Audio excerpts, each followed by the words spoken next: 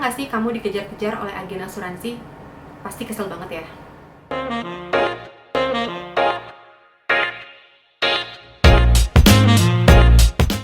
Hai, ketemu lagi di channel Shalorina. Di sini aku berbagi tips dan insight seputar bisnisku sebagai konsultan dan distributor asuransi.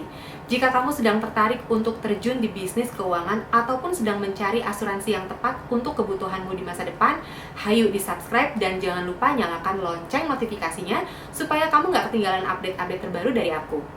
Follow juga Instagramku Livinbiz untuk lebih banyak insight dan info setiap harinya. Orang asuransi itu identik hidupnya dengan kejar-kejar prospek. Sampai-sampai banyak yang mengira bahwa kerjaannya cuma itu, kejar-kejar prospek. Like, what? Jujur, sebagai seorang konsultan asuransi, aku masih punya gengsi yang sangat tinggi untuk kejar-kejar orang untuk menjadikan mereka sebagai klien aku.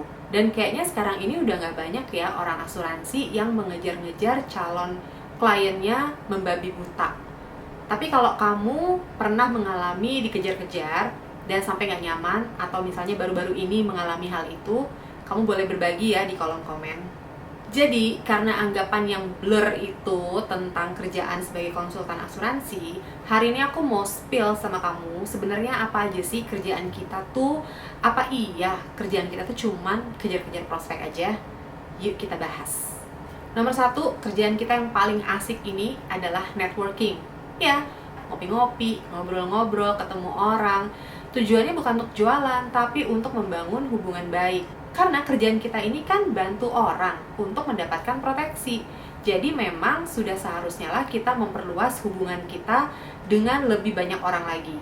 Sehingga lebih banyak orang juga yang terproteksi dengan asuransi. Yang kedua, aktivitas prospecting. Nah, ini nih yang mungkin banyak disalahartikan dengan mengejar-ngejar klien atau mengejar-ngejar orang. Di perusahaan besar yang namanya prospecting ini adalah disebut dengan sales call. Nah, tujuan kita di sini kalau melakukan prospecting bukan untuk menjual sesuatu, tapi sebetulnya hanya untuk mendapatkan peluang berbagi informasi supaya banyak orang lebih mengerti dan paham tentang asuransi. Nah, kalau sampai kemudian seseorang yang mendengar hal ini tertarik dan ingin mendapatkan proteksinya melalui asuransi, maka kita akan membantu sampai proses pengajuannya selesai. Intinya adalah kita ketemu orang baru untuk berbagi informasi dan mengedukasi apa itu asuransi dan bagaimana asuransi bisa bekerja untuk dirinya. Dan kalau orang ini kemudian tertarik untuk mendapatkan proteksi dari asuransi, maka tugas kita adalah membantu mengurus pengajuannya dia sampai dan dari A to Z. Yang ketiga adalah membuat perencanaan asuransi atau biasa dikenal dengan ilustrasi. Nah, banyak orang nih menganggap bahwa mengisi ilustrasi itu hanya sekedar mengisi-ngisi angka aja gitu loh. Kayak, oke, ngisi mau proteksi apa, mau produk apa, and then it's done. While actually nggak semudah itu ya, banyak hal yang harus kita pertimbangkan pada saat kita membuatkan ilustrasi. Dari mulai prioritas keuangannya, kemudian tujuan keuangannya di masa depan, kebutuhan keuangannya nanti, dan juga budget yang dia bisa sisihkan untuk mendapatkan proteksi ini. Jadi ada banyak hal yang mesti dipertimbangkan ketika kita membuat ilustrasi. Bisa jadi ilustrasi si A dengan ilustrasi si B itu berbeda karena tujuan keuangannya berbeda atau budgetnya berbeda. Jadi kita nggak bisa menyamakan, misalnya aku mau ambil asuransi yang sama dengan si dia, atau aku mau ambil asuransi yang sama dengan si dia gitu. Itu nggak bisa antara A dan B. Misalnya pun preminya sama, kemungkinan di dalam isinya berbeda. Ilustrasi yang kita hasilkan ini harus bisa memberikan solusi yang win-win. Artinya, win untuk kamu sebagai seorang nasabah, win untuk perusahaan asuransi sebagai yang memprovide atau menyediakan perlindungan keuangan, lalu win untuk si konsultannya sendiri yang akan mengurus semua kebutuhan asuransimu dari A sampai Z. Yang keempat adalah follow up. Nah, ini juga salah satu aktivitas yang mungkin banyak dikira orang itu kejar-kejar. Padahal follow up ini penting banget, terutama kalau sampai misalnya kamu udah mendapatkan ilustrasi. Sebagai pengalamanku aja nih, beberapa orang yang sudah mendapatkan ilustrasi, kemudian aku follow up dan aku tanyakan bagaimana, apakah sudah ada keputusan. itu tuh hanya ditanya seperti itu aja udah dianggap kejar-kejar. Bahkan kadang-kadang di ghosting juga. Padahal sebetulnya simpel aja. Kalau kamu emang nggak mau atau menurut kamu ilustrasi yang dibuat ini kurang menarik gitu, atau misalnya kamu nggak punya budget, nggak sesuai dengan tujuan keuangan kamu, atau nggak sesuai dengan yang kamu butuhkan, kamu tinggal ngomong aja, nggak dulu gitu. Dan itu tuh lebih berguna banget buat kita dibandingkan kalau kamu hanya ghosting dan kemudian udah nggak kasih tahu apa-apa lagi. Itu berarti kan kamu menggantungkan, bukan menggantungkan harapan ya, tapi sebetulnya kamu menggantungkan suatu keputusan yang takutnya kalau kamu di kemudian hari ya, takutnya di kemudian hari ketika kita kan nggak tahu nih kamu beneran mau atau hanya karena nggak ada waktu untuk bilang iya gitu, untuk mengajukan. Kita nggak tahu apa yang sedang kamu pikirkan. Jangan sampai kemudian setelah kamu ada waktu lalu kamu bilang oke, aku mau ambil ilustrasi ini, tapi ilustrasinya ternyata sudah expired dan tidak bisa dipakai lagi. Jadi ilustrasi itu kemudian harus kita ulang, harus kita revive, harus kita renew. Dan kalau sampai usia kamu itu melewati batas yang ada di sistem, contoh nih, bulan lalu di sistem usia kamu masih 35, bulan ini usia kamu udah 36, tentu akan ada perbedaan yang cukup signifikan dengan proteksi yang bisa kamu dapatkan pakai premi yang sama.